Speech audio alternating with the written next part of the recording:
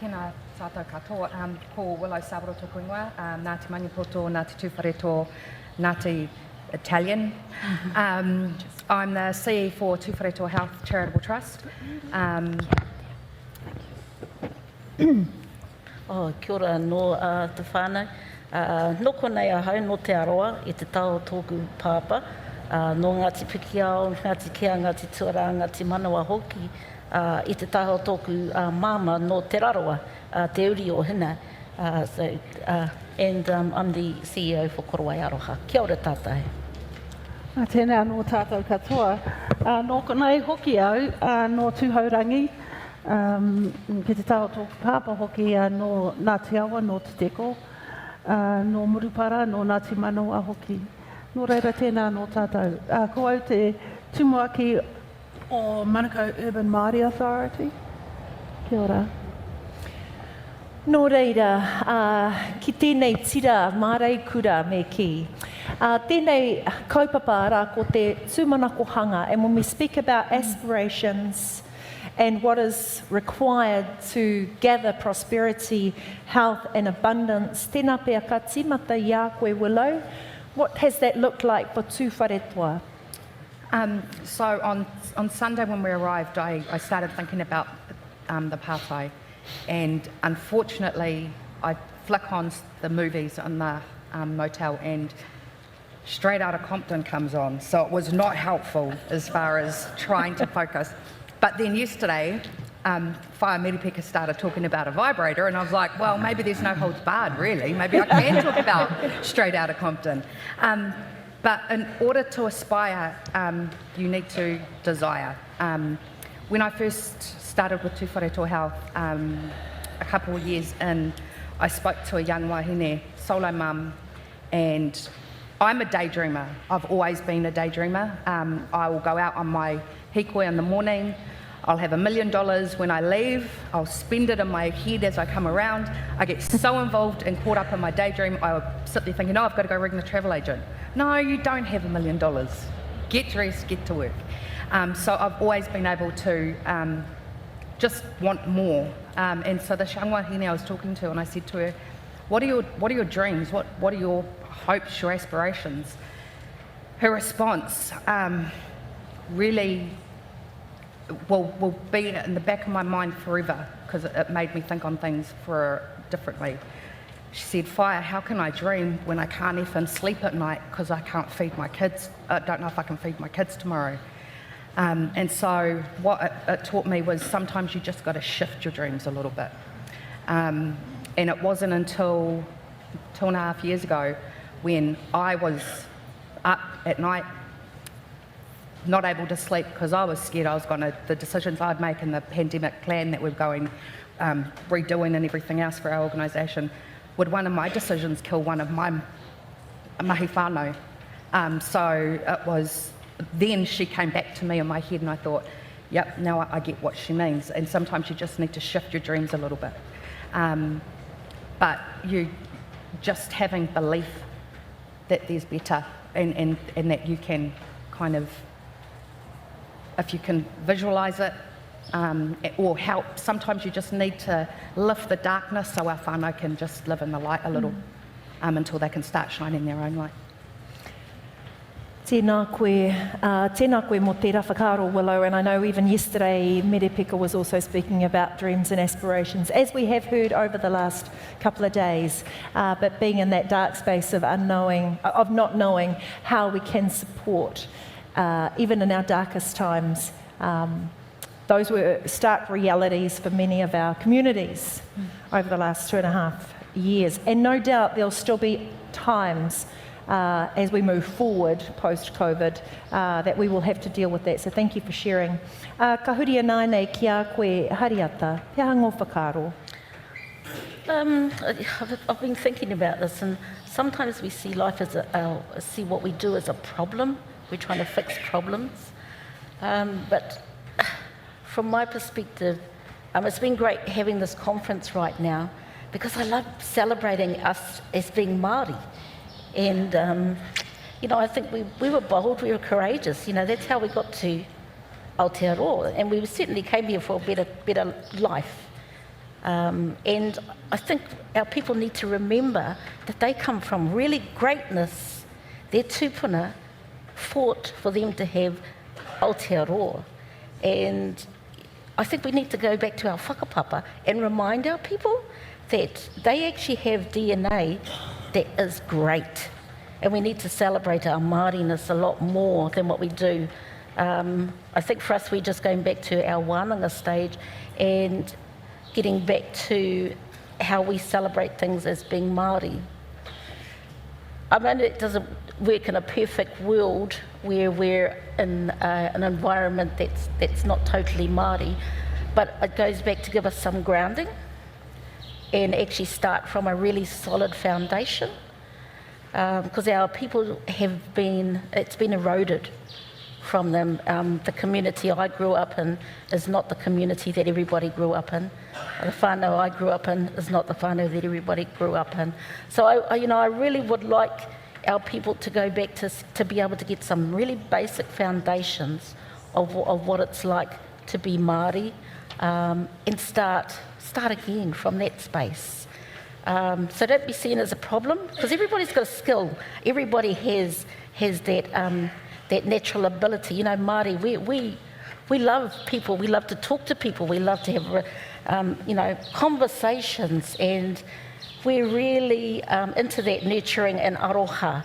And I think we've got to move away from the transactional space that we're now in. So if we can go back to those sorts of fundamentals and to get back to our Māoriness, it will help our people who have never had exposure to that environment to actually be clear about they have greatness within themselves and just inspire that within them. It's not an easy conversation, because our people are used to being told that they're a problem, but they're not. They just need to be exposed to an environment that celebrates who they are. Kia ora. Tēnā koe, Hariata. I have a little saying, made from stars, born of greatness, and that is exactly who we are as Māori. As Māori, we are. We are stars, we are atua just in that. So that is our DNA, and everything looks bright when you start from that viewpoint. Ka huri anā nei kia koe, Tania.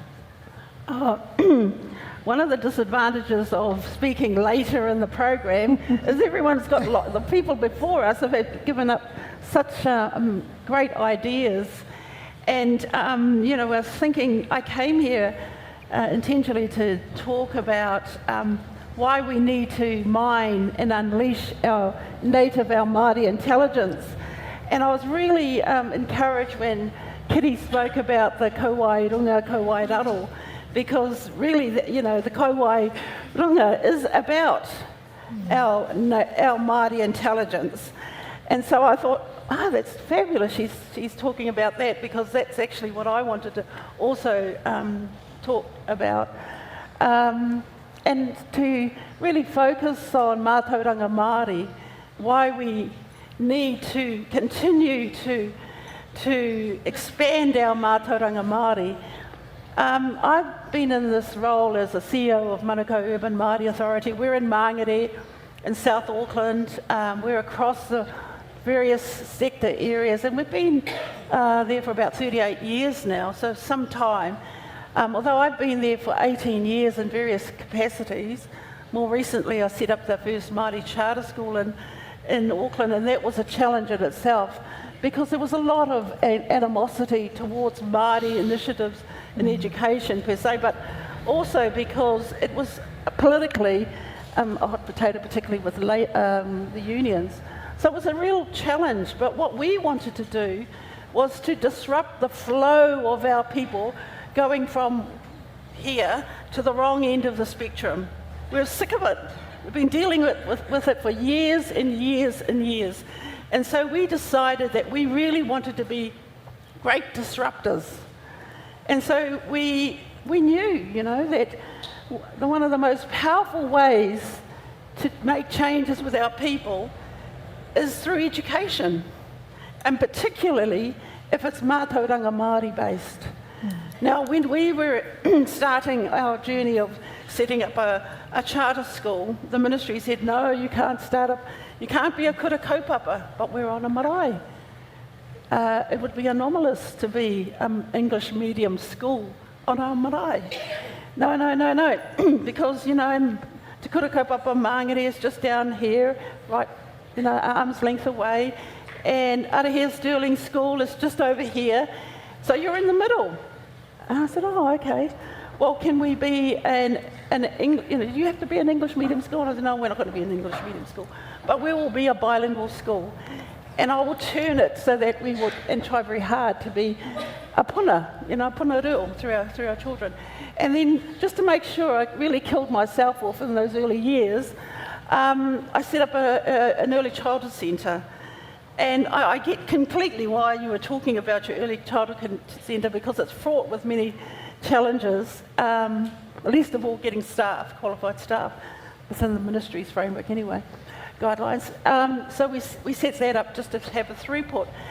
And again, the ministry, you know, I had to say to Iritana, I'm sorry, Whaia, and I've worked with her many years, I want a kura kaupapa, but a kohanga reo, but there's no money in the kohanga reo for us to buy a building. And look, here's a pūtea here with $1.2 million, and I can turn it into a puna reo. So that's what we've done. You know, and sometimes you have to make the changes just to get our people into education, to get our people engaged in our whānau. And so our challenge was not so much, I mean, it's a given that we're going to teach our tamariki, but really our challenge was to re-engage our people into education so that they could be proudly Māori, so that they could be powerfully Māori. And that's all about expanding their intelligence as Māori. And that was our driving force. That was our driving kaupapa. And so our kura has been going for since 2015, both our kura and our puna reo. And we're building, and we're building. But we could not have been able to do that if we didn't have a mass of people around us. And we were lucky. We had other marae around South Auckland. We had a community of people who could help us. We had some who weren't, even Māori, who weren't so helpful, but we stayed with the ones who were most helpful. And so, you know, what having a kura and an ECE, unfortunately, a early learning centre, has meant for our marae and our community, it has really strengthened and grounded our marae. Our people come in, and what do they see? They see our tamariki on the marae, playing on the marae. It's the most fantastic and empowering thing. So I really wanted to talk about why we need to unleash our Māori intelligence. Now when I first came into this role, I sat and I thought, now what am I going to do with all, you know, we've got 120 people or so. How do we do this? How am I going to do this? And I knew that if I talk to each one of them, and I'm trying to make my way through, there's quite a few of them, and they're all off doing different things. I needed to find out who they were and what their added value was that they brought to the table. You know, I knew what their jobs, what their skill sets was by reading their job descriptions. But what was the added value that they brought to the table? And it was the most amazing thing. I found out that we had some kaiarahi working with our tamariki, and one was a long-time Māori warden. One was a 10th Dan black belt. It takes an enormous amount of discipline to achieve that level in a martial arts field. And I thought, we can use your skills. We can use your skills. So I said, right, so I know you do this job, but would you be able to do these other things? Because these skills that they had were things that they did for nothing outside of our organisation. And I said, so if we had a program that called for your skill set over and above what you're currently doing in now, would you be able to do that? Would you be interested? Oh, and of course the answer was, you know, yes, absolutely. So the next day I had one of these guys over at the kura looking after 5 of our little wobbly boys, tamariki, who didn't have a male figure in their lives and had never had a male figure. And he said, well, what am I going to do with them? I said, well, you know, you're a 10th, whatever, Dan, a martial arts expert. Teach teach them a little bit of martial arts, but don't let them kill themselves. You know, don't let them hurt themselves. But actually, I just want you to play with them so that they can have a male presence in their lives.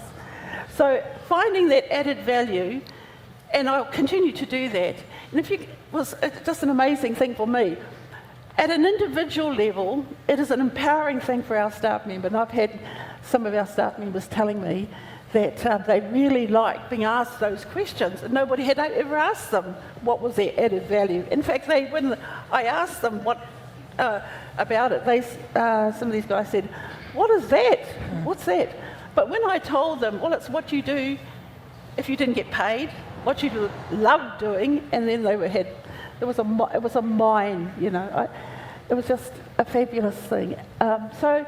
Mining for that added value and getting that added value. So at an individual level, fabulous for them and empowering for me, but at an aggregate level, all of our staff, seeing the information that's come through, I can see as an organisation we will be much more benefited from it. But it brings me back to that point about mātauranga Māori. You know, we are all the more, we're going to use our intelligence, our natural abilities. We're going to mine those and unleash those natural abilities. And I just wanted to talk about that because I think it's a useful thing. Tēnā koe, Tania. Ai, ka tika me paki. Because in that, kauairunga, kauairaro, I heard prosperity of our education, mātauranga Māori, the health of our education, mātauranga Māori, or education, mātauranga Māori, health. And I also heard the abundance of education, mātauranga Māori. So nei rā te mihi e pāniki tira. I'm also hearing in that conversation, we definitely need a Māori Education Authority. Kia ora. I think we've got movers and shakers in here that can make that happen. But over to you, Waylyn, around prosperity, health and abundance, and within your work that you have not already covered in your keynote this morning. It was a Te Arawa woman, Sandy Morrison, who talked to me when I was in my, young in my 20s, out of Whānau, going to university for the first time, and I was going to quit. And she said to me, "You got to have a desire, a dream. Get dedicated and get determined to get it." So that's what I think about when I think about tūmanako. And then when I think about health and vision and manaakua, a dream and hopes, I think about our staff. I hope our staff live longer and we can increase the health of our staff. How are we going to do that? This year I signed off health insurance for our staff. Because now our staff who are part of our population have a chance. We've got a new flash private hospital down the road called Kāwika that we drive past. So it's not only our whānau that are in our communities, but I look at our staff too. How are we going to support the hopes and dreams of our staff? We've got wellness programs where I can walk every week, I can earn a point. I can say a mihi, I earn another point, get 50 points by June, I get a half a day off, and earn another 50 points by December, I get another day, I get a whole day off. So we've got things like that. We've got insurance for someone passes away, and it's something you never want to win. So we've had a few staff pass away, so when they pass away, their whānau are looked after. Their whānau get a whole year's wage. And when we talk about, is our organisation walking the talk? Because we can look out, but I need to look in too. I look out, but am I looking in? When we give 10 days holiday, we've had that for a while. We've had that for probably 5 years. So when they start, we don't wait for 6 months. They get their 10 days sick leave on the day they start. You soon find out who's going to play up. So there's all these things.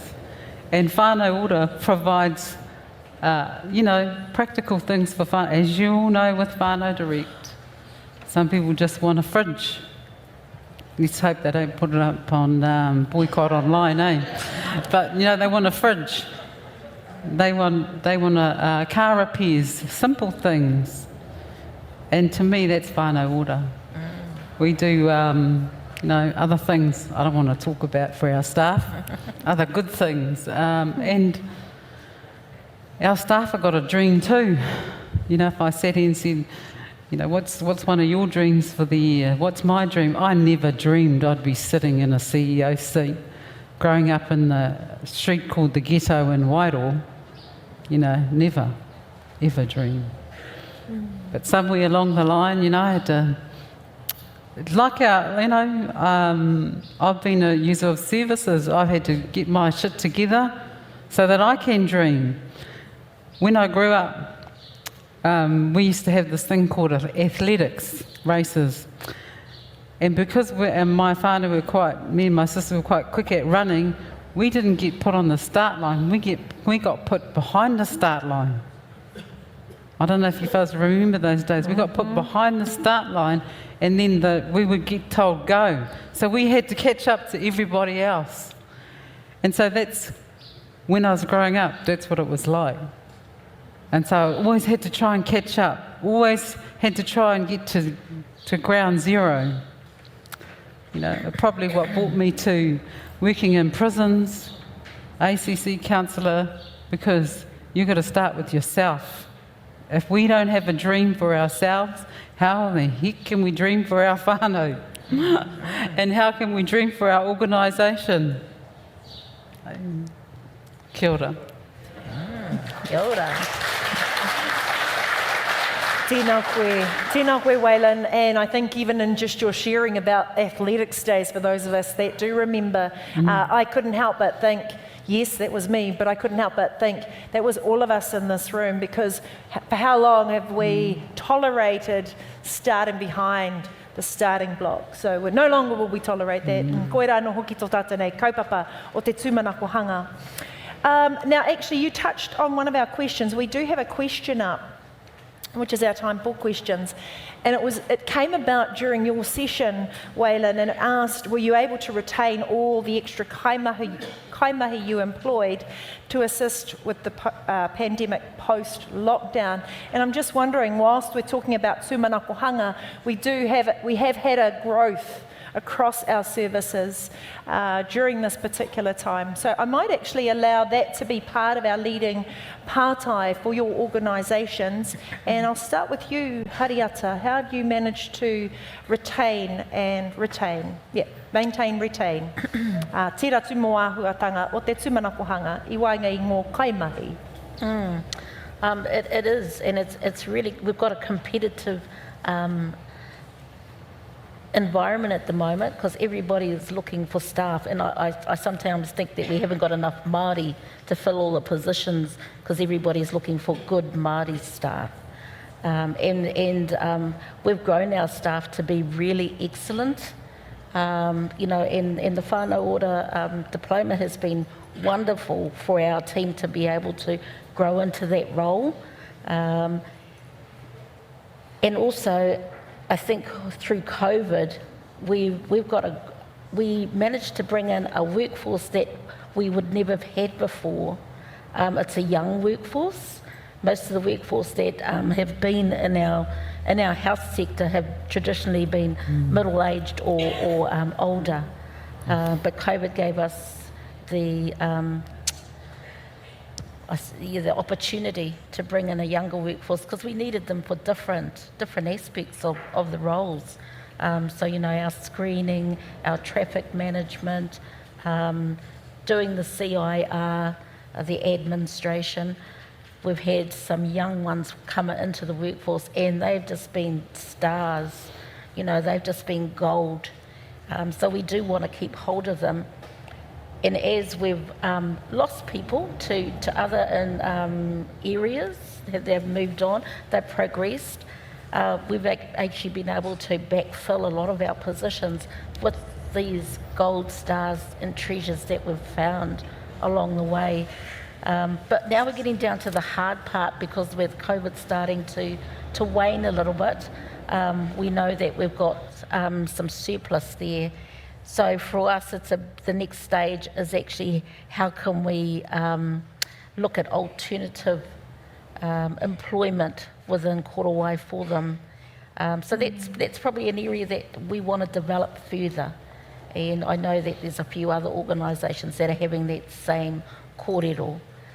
So yes, we do want to retain people, and we do want to be able to nurture them and grow them, because once you see their potential, you want to keep it, and you want to keep nurturing it, and make it available though to other organisations that are going to do the same. So it's actually not just looking at it from our perspective, it's looking at it from our collective perspective. There's always new roles coming up, so if you've got the opportunity to put forward a name for any of the new roles coming up, that's something that we'll take advantage of too. Ka pai tēnā koe Willow and Tūwharetoa. How have you been able to look at a way forward for your staff, and did you find that you had to employ more staff within Tūwharetoa? Yeah, definitely. Over the last 2.5 years, we've grown about 32%, and had to, retain all of them. What I look at my role being is I'm a Whānau Ora tīwhana, so our Kaiarahia tīwhana. I just have nearly 90 active plans, and they're all our kaimahi. I've got to work with them to achieve their goals, their aspirations, because that's what they're doing out in the community. But it is really difficult when you're in a competitive environment where everybody's competing for the same resources. We've got really great benefits at Tūwharetoa Health. One of the advantages being that we're at the centre of the universe. Work at thct.co.nz. Currently a few vacancies if you'd like to look. Just a little plug.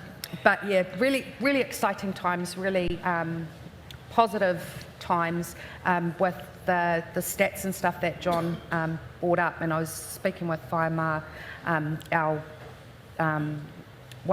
former navigator, but now our pauhiringa, at the break. And what a fantastic thing to be part of.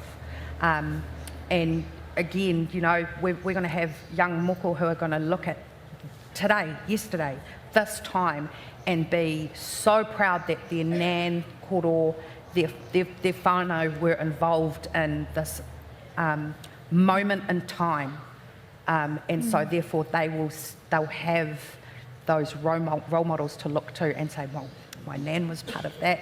And so it really is a really exciting time, and it's all of your guys' fault from the amazing stuff that you've done, that we've got dreams again for some of our young moko coming through, to be able to want to aspire to that. I want to be a Whānau Ora navigator. Kia ora, tēnā koe. And as a product of tūpuna grandparents, I am that mokopuna who is so grateful to be in front of you today. So those are the dreams and aspirations that they cast many moons ago to allow us the space and place to be present right now. Ka nui te mihi. Tania, ngō whakaaro e pāna ki tērā o ngā whiwhinga. How does Tūmanakohanga relate to the staff that you've either taken on within your organisations, and how are they still cared for post-COVID? Well, we had to take on quite a number of staff short-term during that COVID period, just like all of you. And we've retrained many of them. We get their forklift licenses and all sorts of things. And some have gone outside to get jobs, and that's all good. And some have stayed. But, people come, people go. And hopefully they stay because we try and encourage people to stay with us, to keep them on board. If they're on the kaupapa, that's a good thing. Does that answer your question? Yeah. And also on that note, some people go, some people stay. We've got programs, Whānau Ora have got programs to train. You can get your certificate, and as JT also mentioned, I believe there's going to be a degree coming across your table very shortly. Very exciting times. So, Willow, you've already answered, kia ora mai, Waylyn, you've already answered that particular question, but I suppose we've got another question here on the table, and it's around what do you see post-COVID to be the next journey? I did mention that when I got this job, there was 21 on my panel. 21 people, four interviews. So you've got to have a dream of what the organisation, where the organisation is going. And I see Rihanna sitting over there.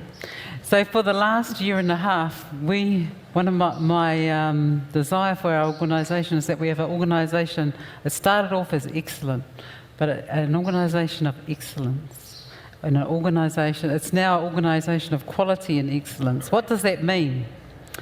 We have 9 databases. 9 databases. How do they talk to each other? Of course they don't. Someone mentioned that yesterday. No, of course they don't. So we need a data warehouse. So when Rihanna says, prove who you are helping, I can push a button, well not me, but the IT person, can push a button and say, here we go Rihanna, here we go Waylyn, this will make you look good in front of the new taka whai ora. What kind of systems are we using for quality? What's our health and safety mechanisms? What's our staff recruitment retention rates? What's our whānau voice? This is the future. What's our whānau voice? What's our staff voice? When I went to Alaska, I've been there twice, they talk about, don't forget, you've got a whānau voice. What's the staff voice saying? In Alaska, it's 90% satisfaction with their position and their organisation. So I thought, we won't measure that at the moment. Let's wait a bit. Let's get a few things in place. So the future is, we knew the health reform was coming. What was my strategy? Is to put in place with get our executive team, what are the things you need if you were working for an organisation of quality and excellence? Tēnā koe. Tēnā koe. How are we placed over here, Hariata, when you look at what Korowai and the other ohu around Rotorua will be placed post-COVID? So what's the next journey for Korowai? I think the next journey for us is to keep those connections with our community. We need to actually be listening. What do the community want from us? It's always that we're there for the people. We're there to serve the people. I think we can serve them much better than we have currently. We've got to change the method of how our health is delivered. We've got to empower our people to know how they can look after themselves better too. It's not relying on a system to be the panacea for their mamae. I think we need to be more collective in the way we're moving forward, and I'm buoyed by the headline this morning about Te Aroha taking a stand on the homeless, because we need to be more aware of our community and Te Aroha leading a lot of that mahi out there, because we've always been part of the homeless area of servicing the health needs, but we need to be more collective, and we were collective during COVID. We need to remain collective moving forward in any kaupapa that is coming into our community. I would like it to be more aspirational rather than going back and dealing with the problem. So it becomes our aspirational Te Aroha moving forward as a waka. Tēnā koe Hariata, and that collectiveness has definitely been talked about over the last couple of days. I'm going to move to another question here, and whilst we have heard the dreams and aspirations of the panel's organisations, what are the dreams of the whānau you have worked with, and can you provide us with an example? I might pass that one to you, Willow, to answer.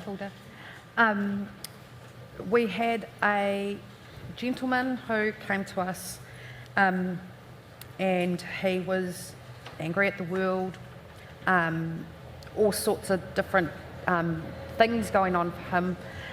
His dream in the beginning, he was living in a caravan in anyone's driveway that would let him. He was in and out of jobs. He didn't have custody of his son. He worked with one of our tiwhana for about a year and a half. At the end of that journey, he owned his own home. Well, he had gotten into home ownership. He had a full-time job. He had full custody of his son.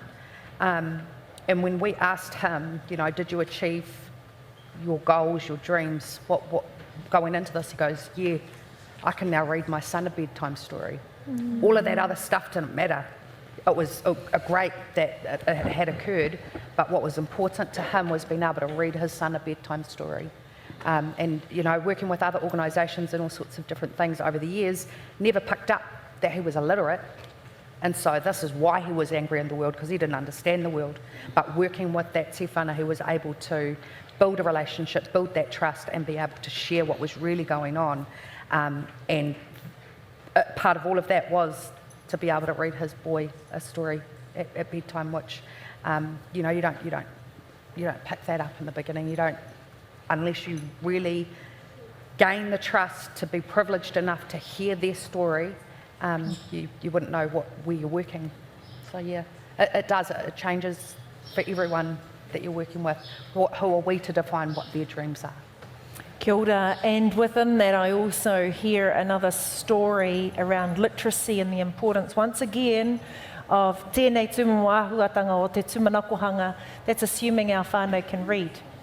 Okay, we've got another pandemic going on amongst us, and that is the rates of literacy across Aotearoa. So, other mechanisms to work on. Tēnā pia ka waiho tērā o ngā pātai whakamutunga ki a koe, Waylyn, also to talk about the dreams and aspirations and what have you heard on the ground, and what are some of your the dreams and aspirations of the whānau you've worked with.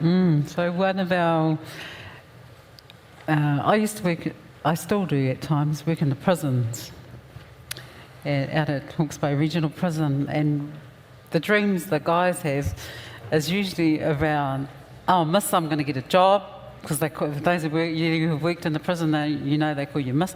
Miss, I'm going to get a job, I'm going to get a car and a house. And so you don't want to crush someone's dream. Right? So how do we make that into reality? What's our plan? How do you make a plan with a whānau or someone who has a dream, a big dream?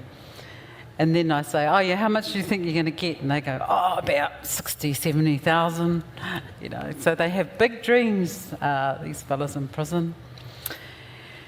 And so we work with them on their dreams, and we make plans. And some of it is about, hey, let's get you some mates out there, so when you get out, you're connected to services, so that your dreams carry on. So we do that, and when I hear, like our staff have dreams too, we took on 10 cadets over the last year with the thing we did with MSD. The cadets all have dreams. Most, someone talked about the average age of staff. These are going to help our average age go down. It's a good thing. So they have dreams of working in health. Already, some of these cadets are going to be nurses, going to go enrol next year.